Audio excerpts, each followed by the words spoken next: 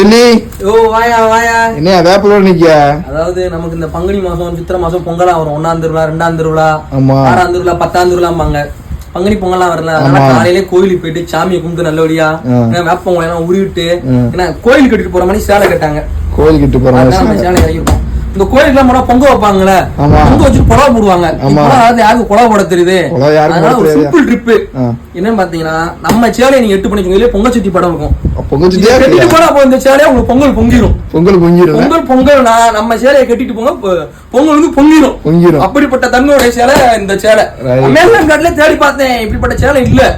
அதனால இந்தோனேஷியால ஒரு காட்டுல போய் தேடி மொழி எல்லாம் பறிச்சு ஒரு சேலை நம்ம தயார் பண்ணிருக்கோம். இன்னொரு வேப்பமோட புடுங்க போனேன் என் காலையில. மரம் அந்த உச்சியில இருக்கு. எங்க 8 மரம், ஊர்ல பக்கத்துல 2 மரம் தான் இருக்கு. 2 மரம் தான் இருக்கா? அதனால வேப்பலை வந்து லேடிஸ் எல்லாம் புடுங்க முடியாது.